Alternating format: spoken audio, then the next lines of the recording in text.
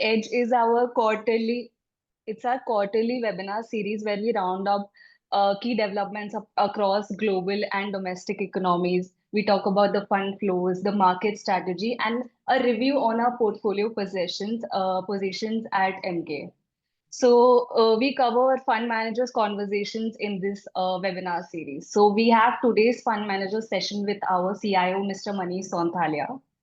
Manish sir brings with him over 3 decades of rich experience in equity research and fund management. He is a commerce graduate from St. Xavier's College and holds multiple professional qualifications. He is a member of the Institute of Cost and Works Accountants of India, the Institute of Chartered Accountants of India, and the Institute of Company Secretaries of India. He also holds an MBA from IISWBM. Before joining MK Investment Managers, Manish sir was with Motilal Oswal, where he served as CIO for their PMS, alternates, and offshore investments. His thought leadership is widely recognized. His research paper also on India's rising consumer class was published at the World Economic Journals in 2010. His insights are regularly sought by both Indian and global media.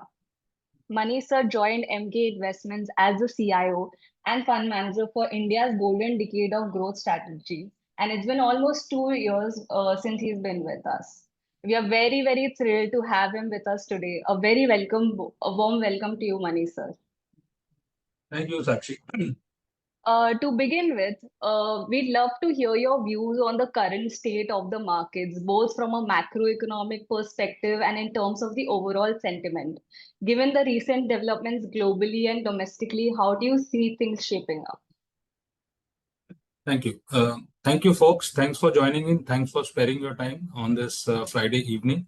Very glad to meet you all. And I think we'll be having this series on a quarterly basis to interact with our partners.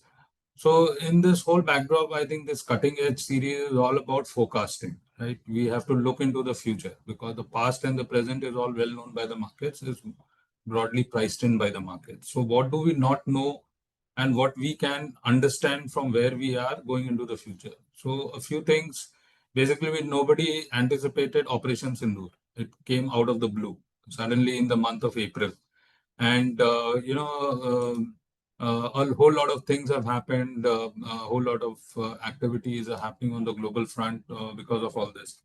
So, we actually were all anticipating that, quarterly numbers for FY25 fourth quarter numbers are not going to be that great. And, just beginning with the fundamentals piece, because this is what we all try to forecast much more precisely than any other thing, is that, the numbers broadly have been better than what we had built in. And why we say this is because it was well known that FY25 on the Nifty 50 will be a 5% earnings growth. And, broadly, the numbers have come in at around those 5% on the Nifty 50. But what was anticipated on account of the broader market, which is the mid and small caps, at least the universe that we track, and it's not a very narrow universe that we track, I think our numbers suggest that earnings growth is 10 to 12% for the stocks that we cover. And, broadly, it was anticipated that this figure is going to be a negative figure for this quarter for the mid and small cap.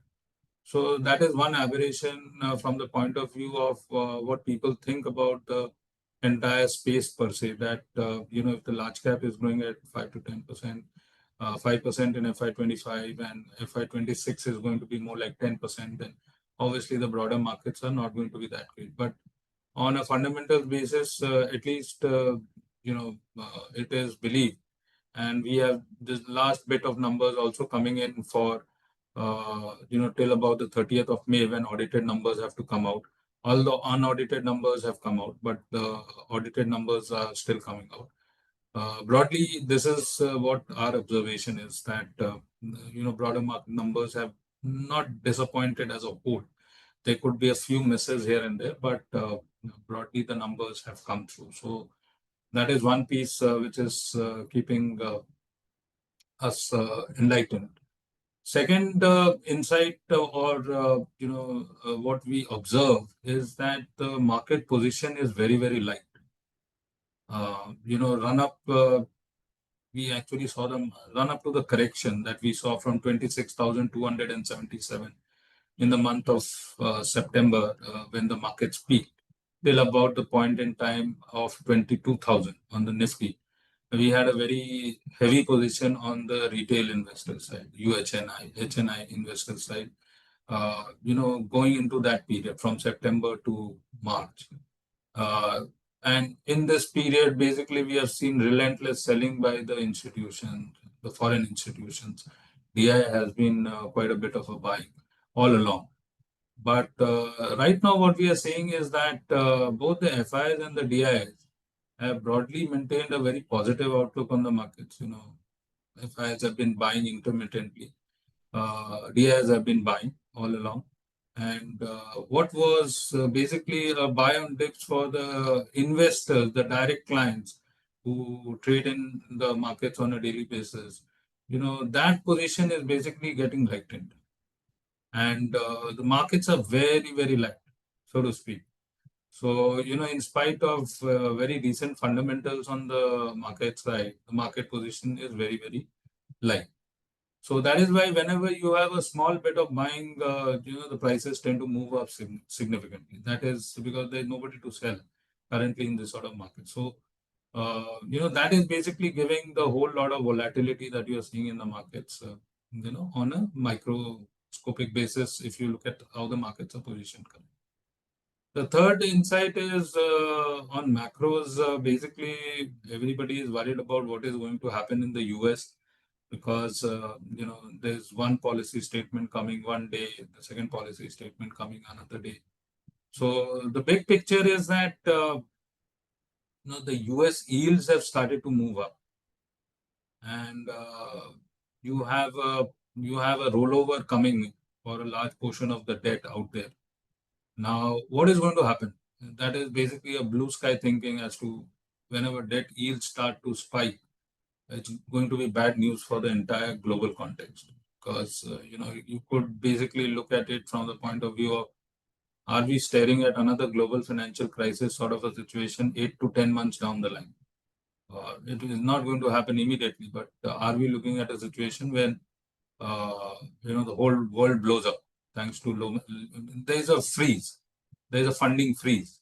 That is basically the characteristic of what we saw during the global financial crisis. Why? Because 10-year yields on the US now crossing some precarious levels, approaching that 5% mark. Similar sort of a situation happening in Japan. What is going to be the likelihood? And that is why the main scare that was seen in the markets yesterday, because the yield spike out there and the markets tank.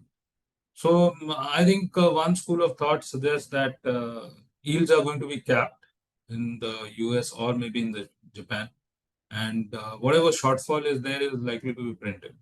I mean, that is a bullish case of a scenario. The bearish case scenario is basically you are going to be seeing a situation like a Lehman crisis, 9 to 12 months down the line. So on both these counts, basically, I think that time and again the world has taught it that the world doesn't come to an end. So, but the likely fallout of this is that the US dollar is going to fall. And my sense is that dollar index, you could likely see a range of around 85. Currently, that number stands at 100. So, that is because if you're not able to refinance your debt, and if you're wanting to not have a mark to market on US treasuries around the world, because every country holds US treasuries, and if the yields rise, there's going to be mark to market loss. So if you have to protect the mark to market loss, and this is within the realm of possibility, you could see a capping of long term yields by the US or the Japan, and the balance, what is required to be funded, you're likely to print that will sink the dollar, and you could see a de-dollarization movement of money away from dollar assets into other assets, so on and so forth. So that is why you will have a sort of a positive stance on the emerging market as a whole, because if you move out of USD, it's going to be good news for the emerging markets. So, I mean, that is where India stands because it's a part of the emerging market basket. So, in that backdrop, we just need to figure out how this whole thing plays out. In any case, if you were to look at how the market is positioned in the next 1 month till about the tariff issue, I would believe that the market will shuttle between 22 and 25. I don't think there is a clear-cut case of a market breakout beyond 25, 25 and a half. We are closer to 25 only. And this is predicated on simple assumption of fundamentals, saying that 1200 rupees of EPS for FY26 and 1200, 1300 rupees of EPS for FY27. Give it a multiple of 18 times, that is basically a floor of 22,000. And I think a 20 times, beyond 20 times is not doable. So 1250 is the average of 26 and 27. You will struggle to have a multiple beyond 20. And 1250 into 20 is 25,000. So 22 and 25 is where you will shuttle for the next 6, 9 months. That's likely on the index level per se, because I think I'm not in the camp who believes that more than a 10% growth is doable for fiscal 26. That's basically, there are houses who believe 15% and all that, but I don't believe 15% is doable, more like 10%. And for a 10% growth, 2 PEG is 20. And I think for a 10% growth, you can't really be giving more than that on the outer side, so outer limit. So 20 to 25 is basically what I believe. And the real fun will begin in the second half of the year when all this US dollar issues, etc., are likely to play out, the tariff issues and this. And currently, at this vantage point, I would tend to believe that India is somewhat in a positive situation currently because the markets are very live. You have a tendency for the US dollar to depreciate and the Indian rupee to appreciate. And if that happens, then dollar assets moved into rupee will stand to gain on a mark-to-market basis on the currency front. Plus, you are looking at an earnings scenario which is moving up from 5% to 10%. So markets are always about YOY this year versus last year. And if this year is looking better than last year, then obviously you will see a tendency for the markets to price in FY27 6 months down the line. So my belief is that the new highs of 26,277 that we saw in the month of September 24 is likely to be seen somewhere 6 to 9 months down the line, and more like a FY27 sort of a phenomenon. That is what I believe, and a whole lot of jingoism will happen on the global front, and we need to see how this whole dollar issue. But one thing is for very sure that cut it in any way, but the US dollar is not having a good position, and that would mean that we should be standing to gain. So importers likely would be okay. They would likely, at the margin, if this thesis plays out, then importers will stand to benefit, and exporters will have to, because you'll have a runaway inflation out there, you'll see a pricing benefit come through. That's basically just thinking aloud as to how this whole situation plays out. But this is where we are. And in terms of the portfolio, I would believe that, as opposed to 2020 to 24, when the investment related themes did very well, the pendulum is swinging away from investment related themes to consumption related themes. And this is on the backdrop of a 1 lakh crore worth of saving in income tax that has been given, and plus your 8 pay commission recommendation that is likely to come through in fiscal 27, which will also mean a 20 to 30% increase in salaries of government employees.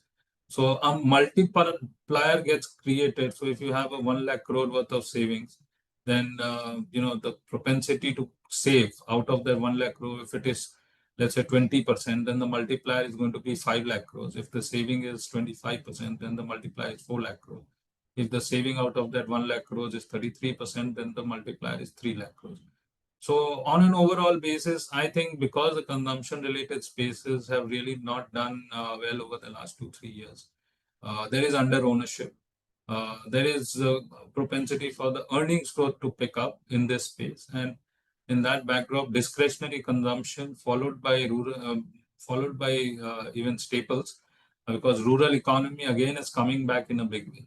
So from that point of view, I think the entire consumption basket seems to be, sitting on a some bit of gains when we compare of how the positioning is in the current context. This will largely play out in the second half of the year because you have just started the fiscal year in April, and it will take some time for that savings on advance tax payments, etc., to come through.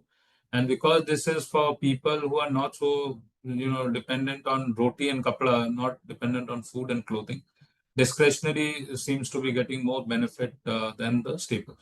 The second item obviously is BFSI, and I am quite positive on both the life insurance and the health insurance space because I believe that again there is very decent margin of safety in this names after a long time in price correction. I think again, the ample margin of safety given the growth that you will be seeing, in this space going into the future. So that is again one space. And within the even in the consumption space, basically you got to figure out which are the sectors or companies which will benefit first. So it's likely to be either mediclaim or you would be spending on holidays or two-wheelers or cars. I mean, that is what we need to figure out is which items of discretionary is likely to benefit more than the others because discretionary is a huge set. So it's going to be hotels or QSRs or fast fashion or automobiles or mediclaim and health and all of that. This is what you got to figure out. But otherwise, this space looks very interesting. Then you have the BFSI space. The fourth, and this BFSI would also include the capital market because I would believe that capital market stocks have seen some time and price correction. Not all of them, but some of them. But I think the outlook on India looks pretty decent going into the next 1 to 3 years. And this is a platform company that look quite good. So again, within the BFSI, we will include the capital market entities. Of course, in any of these theses, valuations will have to be taken into perspective. There's no problem in India except for valuations, and my experience tells me that 3 PEG and beyond is very difficult to sustain. And if you have a valuation more than 3 PEG, then it's better to take profits and move to another idea rather than just riding on the momentum because system level growth if nominal is 10%, then sustaining 30% and beyond extended across all sectors difficult because the gravity would tend to pull you down. So I would believe that this has stood the test of time. You can't find too many companies growing at more than system level growth sustainably for long periods of time. If you can find these companies, this will truly be multi-baggers, but difficult to take a handle on longevity on these businesses. So this hygiene check on valuation stands good. And I would be inclined to take money off the table if the growth rates are coming off and the valuations are elevated. As long as the growth is coming, then elevated valuations will hold, but otherwise not. And so, sitting on your stocks would not really be justified if you have a slowing earnings growth. So that's one piece. Pharmaceuticals, I don't think India is going to be that badly damaged, particularly the CDMO space or the even the generics. The whole world is now warming up to GLP. GLP-1 is going off patent in 2026, and this area, this weight loss drugs, is going to move the needle significantly, and all pharma companies are going to be basically getting attracted to this space, whether it is doing job work or fill and finish, or whether it is basically making your APIs or formulations, both for domestic, global, and this space is likely to be in the limelight for a very extended long period of time. In any case, generics don't make too much of margins into the US. If there is going to be increase in tariffs 10, 12, 15%, then there will be a propensity to pass through the entire increase. And because this is a price inelastic product, you can't do much without not having these medicines. So again, this is one area. It looks good and it has done well. And the second, and even the pharmaceutical companies' numbers this time around has been pretty decent, as opposed to quite few expectations. The numbers are going to be not to the mark, but numbers have come in very, very good. And the last bit is basically on valuations. The IT space had corrected significantly. chances, because the valuations had come up significantly, you have seen a run up. So we need to see how this whole thesis of recession in the US plays out. Chances of recession in this fiscal has come down, so you have seen a pullback. Let's see whether this continues at the margin on the positive side. So we'll stick with these sectors. Individual companies out here will be picked and maintained in the portfolio based on valuations. And last but not the least, not so bullish on capital goods because I think valuations are very, very full. And from that point of view, this whole railway space, the numbers, etc., whichever is coming, is not justifying the valuation. Just riding on pure momentum. Of course, Operation Sindoor has given a fillip to the defense stocks, but again, you are pricing it very, very quickly. The Corvette submarine orders or the Usha order that is likely to come. You could be staring at some another 10-15% upside, but it's got priced in massively. A lot of shorts in these names. People have got trapped on the short side.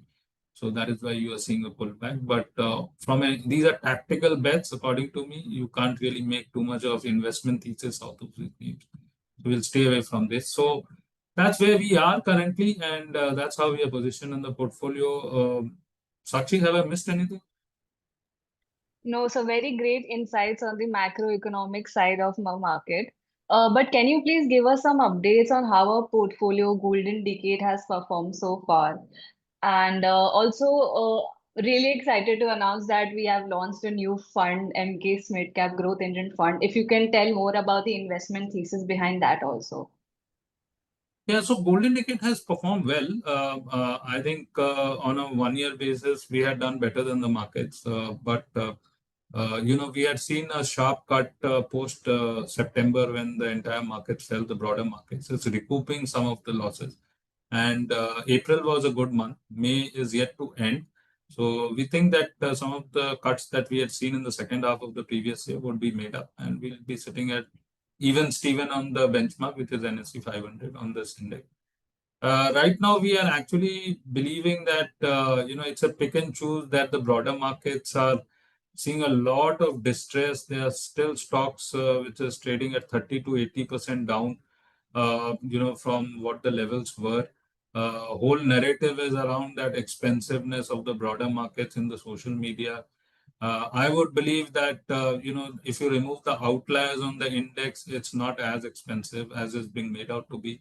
If you look at the fairness of value that is being talked about on the large cap, if you were to remove some of the very low valuation stocks like the PSUs in the large cap, they are not so undervalued as well. So again, it's basically overgeneralizing the whole thing.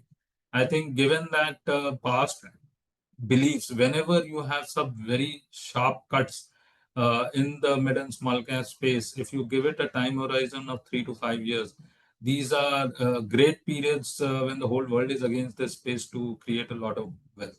So in that backdrop, when the entire narrative is negative, we have launched a small and mid cap fund in this time frame. Currently available both in the PMS as well as the AI format. We have got approval even for the open-ended AIF in this name. It will be a diversified portfolio. We'll have around 30-35 stocks, or maybe even less, but 35 will be the outer limit because we have to take care of the liquidity as well. And I think there's no hard cast, segregation as to the allocation of mid and small cap. We'll keep it somewhat fungible. Wherever there is valuation asymmetry vis-a-vis the growth, whether in the mid and small cap space, we'll tend to buy them. And I think the thesis remains as simple as always that we have followed. Buying companies which can double their profits in 3 to 4 years, buying good managements, buying longevity of growth, which is a lot of terminal value, and don't overpay. And I think don't overpay has been taken care of given the market price correction that you've seen. The universe is so large that you need just that 35 odd stocks. There are around 4,000 odd companies or 2,500, even if you look at the NSE, where you can choose. You have to find 35 stocks. Is everybody trying to say that you can't find 35 odd stocks in these markets where, for the next 3 years, you'll have a lot of growth still left on the table? I would believe there is. And that is why we believe that, on a top-down basis, the whole expensiveness and the cheapness of the mid and small cap and the large cap is being talked about. But I think on a stock picking basis, there is ample opportunity. And so in that backdrop, basically, we have launched this fund. It's up and running, and we are open for subscription. And that is why we have launched. And again, as I've said that in the current portfolio of Golden Decade, we have taken profits wherever valuations have become exorbitant. So Kalyan Jewellers booked, Paytm booked, Bombay Stock Exchange booked. I can't really fathom how Bombay Stock Exchange can trade at these valuations. In the best possible situation, you could be looking at a 1,500 crores of profit, and you're already trading at some 1 lakh crore plus market cap. So I think there is greater value in NSE than BSE at these price points, given that rough cut market share is 12% vis-a-vis 87-88% for them. So we have taken our profits off their table. I'm not so bullish on power renewables at all because of the problems of transmission, evacuations. There's just overbunching of generation capacity, a lot of bottlenecks to be handed out. So, this is where I beg to differ in terms of valuations. Other area where I beg to differ is public sector, because you have some of these fantastic growth names, some of them that I have in my portfolio. LIC Housing reports at 25% growth in profits, but trading at 6p. You have a Power Finance Corporation trading at, and LIC would be having a 2.5% dividend yield. You have a Power Finance trading at, again, you have reported massive profits in the fourth quarter, trading at again 5p, and a 4% dividend yield. Can't figure out what's wrong in these names. So some of these outliers are barbell strategy, where again, you valuation asymmetry is where you find margin of safety. Not in those camps who believe, no, no, no, the PSU stock is all untouchable because there's a lot of corruption. And I think all these were narratives. Things have improved significantly and markets have yet to price in a lot of these things. So you've got to take a bold call on some of these names, because there is whether it's better than buying 150p stock where the growth rates are 25-30%. There's no margin of safety, but there's ample margin of safety even if the markets were to fall to 22,000. Nothing is going to happen to most of these PSU, the PSU bank, all these names which I took, some of them which we have in our portfolio, monopolistic PSU. So this is where our positioning is, and this is where we have actually launched a new product. So yeah, Sachin. So we'll open the floor to some Q&A session. We have a few questions with us right now. So one of them is asked, one of the question is that in wake of the recent military action by India, so defense stocks have gone up. Is there any upside potential still left in them? Look, there is a lot of shorts in the system for defense companies because they had fallen significantly. People had gone, and because Operation Sindoor happened just in a flash. And obviously, government will move a portion of the capex budget of 11 lakh crores for fiscal 26 into defense. So you will have a lot of these contracts, like you had announcements of 25,000 crores for Garden Reach, L1, Corvette submarines of 5 number, or you'll have a Kusha order that will come for BEL, and you'll have a few other projects, programs for HAL and all of that. But I mean, these are momentum, these are tactical trades. I don't think you can make a case for significant investment related opportunities out here. Yes, you could jolly well see that if there is a Vikramaditya 2 that is announced tomorrow, or Vikrant 2, which is announced your Cochin shipyard, but this is basically within the realm of speculation currently. Otherwise, most of the valuation on defense companies are priced to perfection, according to. There's no investment thesis, this is just trading. The next question we have is with dollar on downside, what kind of impact you see on our markets? So it has to do with how the mark to market on US treasuries will happen. So globally, other things are perfectly fine. You have interest rates in India falling, you have inflation in India falling, you have the spreads on India versus US at 1.6%, and you still have another 25 basis point cut round the corner in June, if not 50 basis point cut. In September, total cumulative 50 basis point, another 25 basis point cut in September.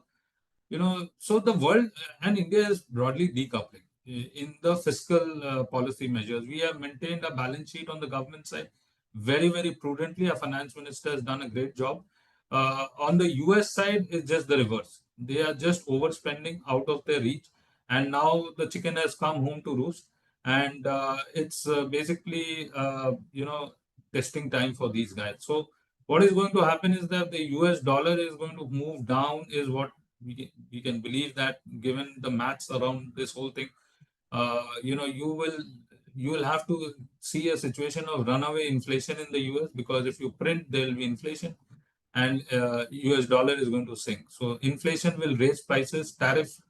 If they are going to announce reciprocal tariffs from July onwards, there is going to be an increase in prices across the board. That will mean that even the exporters out of India to the US will be in a position to raise prices. Of course, volume is something which will have to be seen, because the standard of living of the US citizens are going to come down. If in case you have a dollar depreciation, your income growth is not happening because of a recession, because very certainly you're going to sink into a recession if you have this bill come through, this tax bill or whatever, big beautiful bill, and you have this reciprocal tariffs plus the refinance of your debt.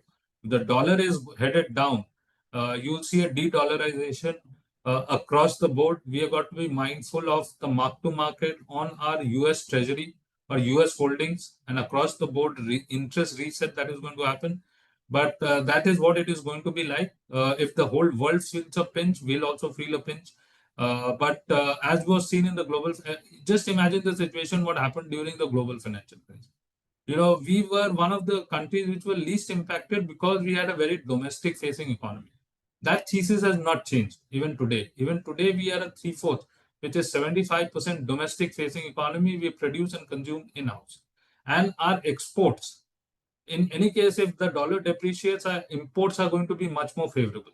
So, what today is hitting us has hit us on the oil side. Maxim, the biggest item of import is oil. That is going to hit us positively. If you are looking at the dollar depreciation of, let's say, 15%, then our imports are going to become much cheaper. It's going to help us in that. What we are going to do with our exports, which is 23% of our GDP, $825 billion worth of exports for fiscal 25. On a $4.2 trillion size economy gives you roughly 23-24% of the total economy size, of which major items of export, there will be a reset in prices on the upside due to reciprocal tariff, due to inflation, due to collapsing of the US dollar. That reset we'll have to figure out. But all in all, I think de-dollarization would be beneficial for emerging market as a whole. And obviously, India stands a chance out there because we have managed the fiscal deficit quite well.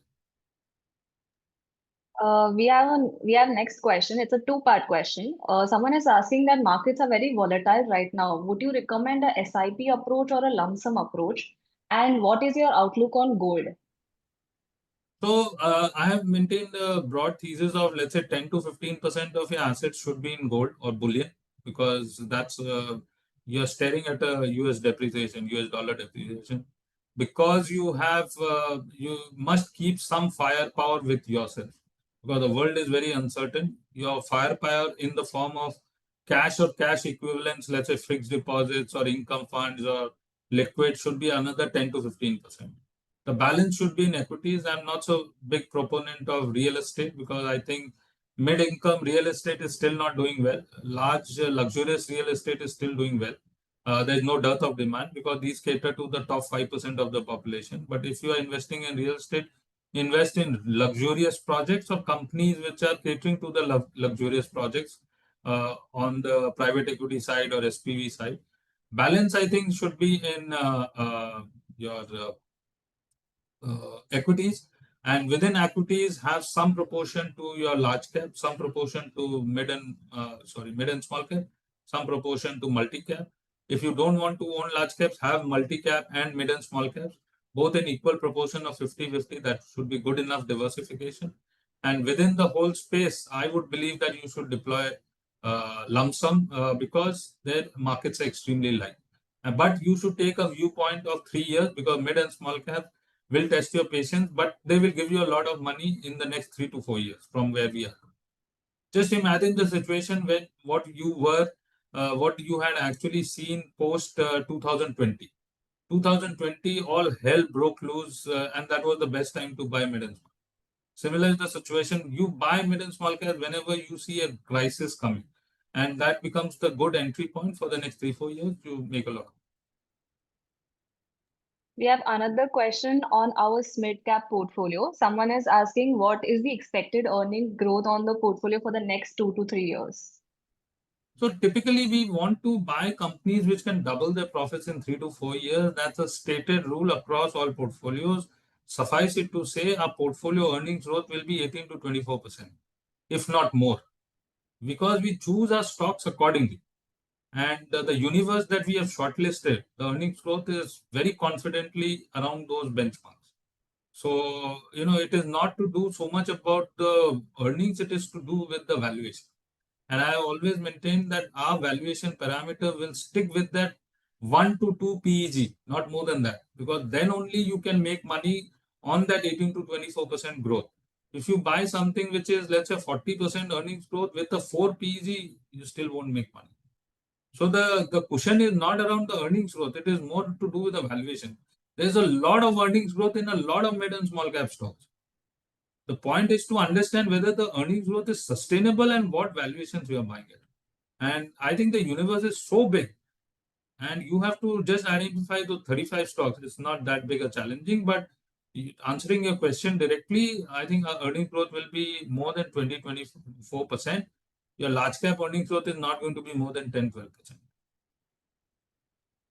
One question is regarding the deteriorating US economic data that is coming in. And another is on geopolitical tensions in the Asia, if you can talk about that. Very, very difficult to say, but geopolitics will. The US data, I mean, it's all before us, pretty bad across the board. There's nothing basically, the uh, investing in the US today is a bad, uh, you know, option, according to me. If you want to invest outside India, I think basically China is a good option or a Eurozone is a good option, but US is not a good option.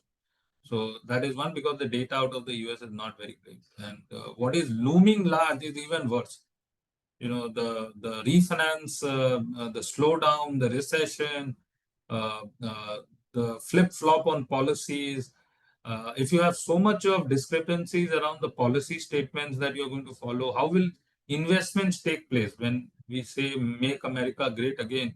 You want to manufacture in the US. Someday you are saying it's a blanket reciprocal tariffs. Second day you say no, we're keeping it abeyance for 90 days. Next again we'll reset. So nobody has a confidence on the US policies these days. So from that point of view, I think capital goods will suffer massively. You won't have too much of investments coming through. The biggest risk is basically your collapse of the dollar.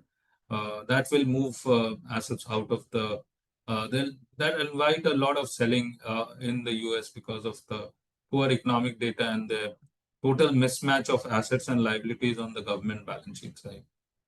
Plus a lot of discrepancies around the tariffs. You have fought with almost all the country around the world. You have fought with China. You have fought with Europe. You have fought with Canada. You know, so you have antagonized a lot of people. So I think that is where we are. And as far as the geopolitical situation is concerned, very difficult to take a call as to how this whole thing. But currently, we are in a position where we have announced a ceasefire, and very difficult to say that again it will flare up. Really don't know. But otherwise, we just maintaining a status quo. Ukraine, Russia will continue. Hamas, Israel will continue. These are basically priced in currently. If you have a ceasefire in these regions, it will be a positive. Are you looking at a US-Iran war? Not just yet. Markets are not even pricing all of that because the oil price will give you the best indicator. And India-Pakistan currently doesn't seem to be the situation because very weak positioning of Pakistan currently. We are getting a few questions on the SMID valuations. People are asking the valuations are so expensive and exorbitant. We are hearing it everywhere. So why are you launching a SMID fund right now? Because I would tend to believe that if you were to take the mid and small cap index per se and you remove the outliers, you are not looking at an apples to apples comparison. Basically, some of the names that I alluded to, a Bombay Stock Exchange trading at 125p, they have a 5% allocation in the mid cap index. You remove that, you remove some other names like the hospital names, etc. They are trading at some 100p and above, Max Healthcare and all these likes. You remove them and see what the valuations are. Just to look at the headline numbers and saying that mid cap index is trading at 33p, where the long term averages are 23, 24. No. Create the entire universe what the valuations are looking like. Then take a call whether it is expensive or very cheap. Similarly, the large cap valuations, remove the PSU names and see whether it is very expensive or not. And I would tend to believe that earnings growth, which in the current quarter has stood at better than large cap space, I think we are just over generalizing this whole space in a very broad brush basis. I mean, this is not to be. And given the fact that, some of these, uh, I mean, look, $4.2 trillion economy, 6% real GDP, many of the, in the next 5 years, you'll have many of these small companies become very large companies. So I'm not saying buy the SME space, but I think this is akin to buying something very early in the cycle. Provided you have confidence on the management that they will be integral and they will deliver, and you have a confidence on the growth. It is a pick and choose. Just to overgeneralize and say that this entire space is expensive, even after a 30 to 80% correction in the last 6 months, I think would be oversimplifying things. It's not that simple. Remove the outliers and then look at the space. Yes, but I hold your thesis absolutely intact that you have to take a call on the individual valuations of individual. You know, it is going to be growth at a reasonable price. It can't be growth at any price. And that is where the maximum effort on this portfolio and this space will be, because this is now, known that, this whole space is neither very expensive, neither very cheap. It's pick and choose. We have one question regarding the SMID portfolio's PE. They are asking that it's around 25 for financial year 27. Is that cheaply or fairly valued? No, because if you look at the earnings growth, it's better than the index. No, index is 10% earnings growth. Index is your Nifty 50 earnings growth is 10%. 25p from, let's say, wherever we are, 28p currently is giving you more than that growth. It's around 14-15% growth for the next 2 years on the index. So your earnings growth is better than your Nifty growth, Nifty 50 earnings growth. We have one more question. They are asking, will the earnings growth will be in line with the expectations in Q1 and Q2? So if Q4 is any example, I would believe Q1 and Q2 would be even better because macros have turned even better. Interest costs have come down, oil is down, raw material cost is down, uh, your liquidity has improved, your monsoon prediction is better, your rural income is turning. So your valuations on some of the sectors like financials are so away from your averages, and that is basically 30-40% of your market as a whole. So I would believe that earnings growth would broadly outstrip the expectations again in Q1. We'll see what Q2 looks like, but if Q4 has been outperforming, Q1 should again be outperforming because the things have improved in Q1 versus Q4. We have one sector specific question on infra. They want to know what is the outlook for infrastructure. No, first of all, government capex is going to come down because a portion of that capex is going into defense, emergency procurement, right? Emergency procurement of 50,000 crores is earmarked. Secondly, I think some of the usual sectors, roads, railways, defense, execution challenges have remained even for FY25. you won't be able to, the government won't be able to spend even 10 lakh crores, even though fourth quarter saw a bump up. So I think I would stick with the large cap names as opposed to the mid and small cap. And surely you have to be concerned about the valuations in this space in the broader. So, that's like how you should look at the space as a whole. Stick to large caps where the order book position would be somewhat better than mid and small cap. And look for valuations. If you get it within two price earnings growth, nothing wrong about it. You can buy them. You'll still have a margin of safety. But if you have a 10-15% growth and a five prices to earnings multiples PEG, then there's no margin. One of them is asking about the upcoming FII flows. Like, are we going to see more volatility in their flows? No, the nature of the market is that it will always be volatile. You got to figure out how to meander through this volatility. I think the biggest positive is that today the institutions are buying and the retail is selling. And this is on the back of the confidence in the currency. Why were they selling? Because the currency was depreciating. We touched 88 and we touched even 83. So I think if the propensity of the rupees to appreciate, then currency appreciation will only give you some sort of a return, 10 to 15%. And that is why the FI flows are coming in. And obviously, the first set of FI flows comes in the large cap. Then it is the Nifty 50, Nifty next. And then it's the mid and small cap. So I think large cap, you have seen a lot of flows. Now Nifty next is being bought into, and then you'll see the mid and small cap. So I would believe that de-dollarization of the globe will mean that money will move to emerging markets and India will stand to benefit. I think the only risk in the market is plethora of IPO. You have a little bit of recovery in the markets and you have 5 IPOs hit today. So that is the biggest crack, and the biggest problem last year also was this one. Some 1 lakh crores worth of IPOs came and sucked market out of the secondary markets. So this is one area where I think a blow up of 1 or 2 IPOs due to non-subscription will set the reset again on the flow side. Just be mindful of what the IPO market looks like.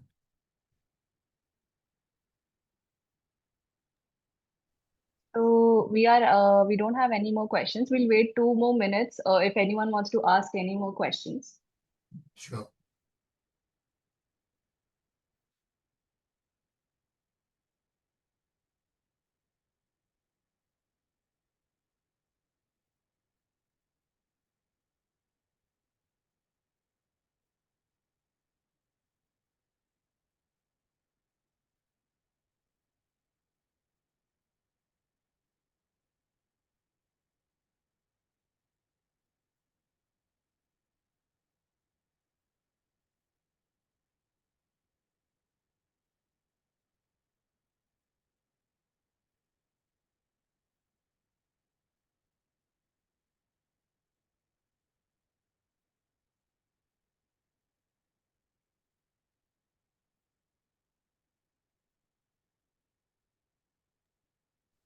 So we have one more question. Between golden decade and SMID, if client risk is high, which one will you suggest for next 5 years perspective? SMIT. Always the small and mid cap will have a higher risk quotient than a multi cap. You have a 40-45% allocation to large caps in the golden decade. So your risk profile on the portfolio will definitely be more in the case of, but the return expectations are also more. We are not looking at 10-15%. We are trying to create multi-baggers in the SMIT portfolio. Will there be a higher overlap between SMID and golden decade? Zero overlap. There's no dearth of ideas. Enough ideas in the marketplace.